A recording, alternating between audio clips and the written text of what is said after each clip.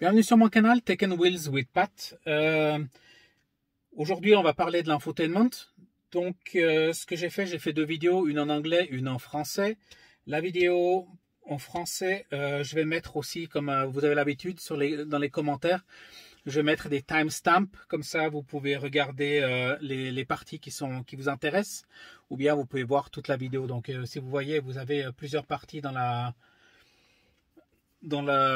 l'infotainment. Donc moi je l'ai coupé en plusieurs portions, comme ça vous pouvez aller voir les trucs qui sont intéressants. Donc aussi vous avez vu l'intro, la petite intro, c'est l'intro de la MG5. J'ai juste rajouté un peu de musique dessus, et donc voilà, vous êtes prêts? On y va. Donc, l'infotainment ou écran digital est divisé en 4 parties. Vous avez la première partie, navigation, musique, vous avez chargement, et la dernière partie, c'est Apple CarPlay et Android Auto. Donc, cette partie, je ferai une vidéo séparée s'il y a besoin. Mais ça fonctionne quand vous avez votre téléphone branché. Donc, il n'y a pas trop besoin d'en savoir plus pour l'instant. Mais donc, et sur le côté, vous avez aussi des boutons. Vous avez la maison, vous avez navigation, vous avez la musique, vous avez le téléphone et vous avez les caméras 360 degrés. Et tout en bas, vous avez tous les boutons. Vous avez le bouton pour la température, vous avez pour défriser la vitre avant, vitre arrière, vous avez pour arrêter l'air conditionné ou l'air dans la voiture. Vous avez la petite maison ici pour vous remettre sur la base la maison, et vous avez plus et moins de la radio. Donc je vais essayer de repositionner ça correctement au centre. Voilà. Donc première partie, navigation. Ce qui est sympa avec la navigation, donc vous connaissez, vous avez la petite loupe pour aller rechercher les adresses. Vous avez la petite étoile pour marquer des adresses que vous utilisez assez souvent. Comme ça, si vous allez dedans, vous pouvez mettre travail et puis les adresses importantes. Ce qui est sympa, c'est le petit insigne ici avec le signe électrique et puis le cercle autour. Celui-là, quand vous appuyez dessus, vous voyez tout de suite que vous avez des traits verts, et ça vous indique, si vous prenez la route, ça vous indique jusqu'où vous pouvez rouler avec l'électricité que vous avez dans la voiture. Donc ici, j'ai la possibilité de rouler jusqu'en Suède, jusqu'à Göteborg en Suède. Donc ça vous indique toutes les routes, presque jusqu'à Örebro, c'est aussi en Suède, donc c'est moitié jusqu'à Stockholm. Et c'est un peu normal parce que donc il y a à peu près 900 km jusqu'à Stockholm. Donc celui-là est assez sympa. Vous avez aussi la possibilité ici d'orienter au nord, de changer d'avoir des affichements sur la carte pour les stations de recharge, restaurants, cafés et autres. Donc vous avez possibilité de rajouter des destinations aussi, et puis des préférences du véhicule. Et vous avez aussi plus de paramètres dedans avec donc il y a de quoi s'amuser, quoi. Donc ça c'est la première.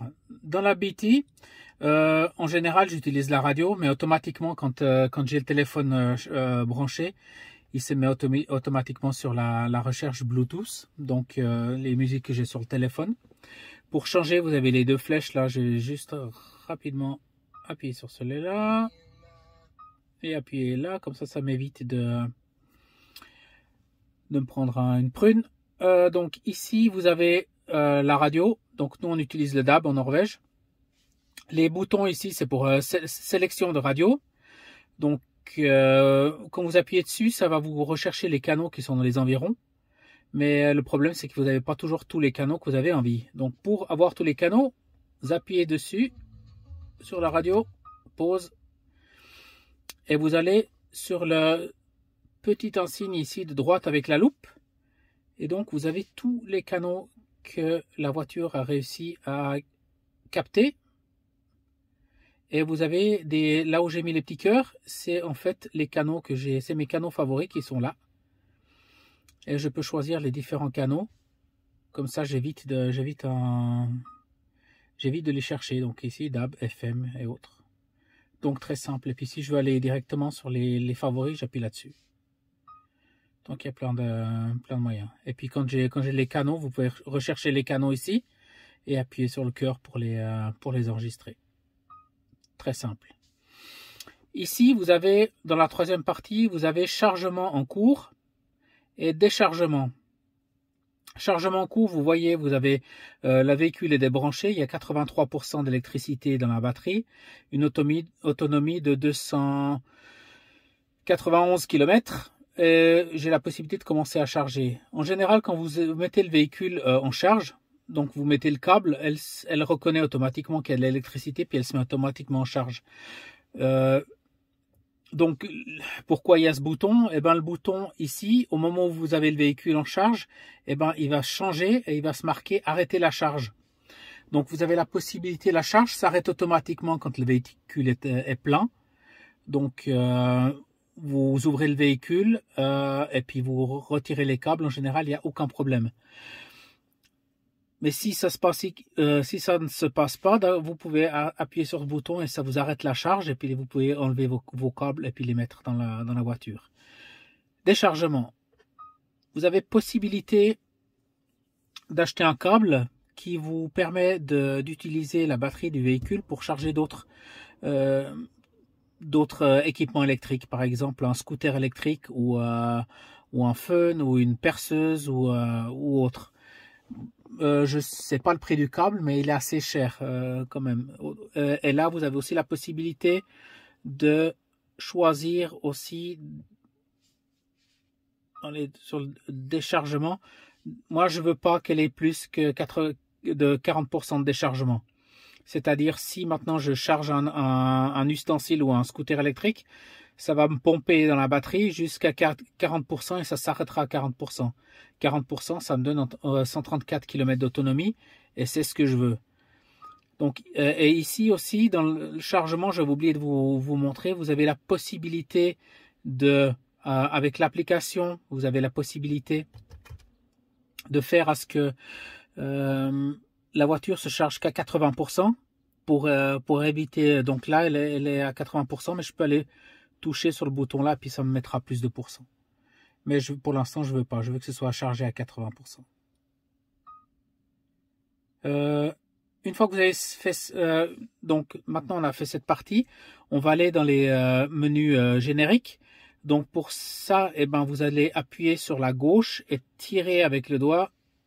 Et vous avez d'autres menus qui viennent. Donc, ici, vous avez... le premier, c'est station de... Ça s'appelle station de charge, mais c'est pas station de charge, c'est une faute, faute de français. C'est en fait la clim. Donc ici vous avez le téléphone Bluetooth avec l'historique des appels, les contacts, le clavier. Vous avez le véhicule ici avec MG Pilote. Donc voulez-vous désactiver le système? Celui-là je l'ai désactivé. C'est le système anti comment ça s'appelle, ce qui vous garde en ligne. Celui-là je l'ai désactivé parce qu'il m'embête. Donc les autres systèmes ils sont enclenchés. Pas le dernier parce que celui-là il m'embête aussi. Fonction personnalisée, vous pouvez personnaliser les fonctions de la touche sur le volant, la petite étoile. Donc si vous allez là-dedans, vous pouvez aller, donc ça vous ouvre le CarPlay ou activation tactile 360. Donc vous pouvez mettre 2-3 trucs dedans. La même chose avec la lumière, suivez-moi à la maison. Donc dès que vous ouvrez le véhicule, il y a les phares qui s'allument. Vous avez la possibilité de rentrer dans le véhicule et puis de les éteindre ou d'éteindre cette possibilité. Ce qui veut dire qu'au moment où vous ouvrez la voiture, vous n'aurez pas de phare. Les phares commenceront au moment où vous allumez le véhicule. Voilà, ça c'est une partie. Vous avez caméra 360 degrés. Donc quand vous reculez ou bien que vous êtes à l'arrêt, à un stop et puis que vous prenez un embranchement droite ou gauche, et la caméra se met juste pour vous montrer s'il n'y a pas des passagers ou des piétons ou quelque chose ou des cyclistes qui arrivent. La caméra, vous pouvez la changer. Si vous voyez, si j'appuie encore une fois là-dessus, sur les côtés, j'ai une vue un peu plus ouverte. Vue sur les côtés, donc les caméras sont placées sous les rétroviseurs. Vue à l'arrière, grande vue, petite vue et vue sur le côté. Donc 360. Vous avez la possibilité aussi de changer en 2D, en 3D, de mettre en 3D au lieu d'avoir en 2 dimensions. Et vous avez la possibilité de régler un peu la luminosité et autres. Vidéo, il vous faut insérer une disquette USB pour vous pouvez voir des films. Vous avez les réglages ici avec les généralités, lumière, langue. Donc moi je l'ai mis en français pour nos auditeurs français. Vous pouvez changer l'heure, l'unité kilomètre ou miles, et puis vous pouvez afficher l'heure toujours affichée sur l'écran. Moi je l'utilise pas celui-là parce que j'ai l'heure qui est affiché tout en haut sur je peux tourner comme ça un peu. Voilà. Vous avez la température. Voilà, vous avez la température et vous avez l'heure qui est affichée là-haut. Donc Bluetooth aussi. Vous voyez que mon téléphone est branché. Il est connecté. Vous pouvez connecter plusieurs autres trucs. Le son, alerte du véhicule, guidance du voice, média, téléphone. Vous avez plein de réglages sur le son. Même chose pour le système. Vous avez des mises à jour de la carte. Vu qu'elle se fait automatiquement, en général, les mises à jour. Mémoire USB, vous avez les possibilités d'avoir des USB connectés pour certaines mises à jour. Le dernier ici, c'est pas le dernier, c'est le manuel d'utilisateur. Donc vous avez le manuel de la navigation, le manuel d'utilisateur et les services, manuel du service. Donc c'est tout électronique. Le petit truc, c'est que vous voyez là, je vais prendre avec les doigts et je vais lever encore un coup. Et vous avez ici la possibilité de connecter votre véhicule avec l'application iSmart que vous pouvez télécharger. Donc je ferai sûrement une vidéo séparée pour ça. La radio, on l'avait vu. Gestion d'énergie, c'est le même que vous avez vu avant. Donc voilà. Le dernier petit truc. Automatiquement, le véhicule se met quand vous le...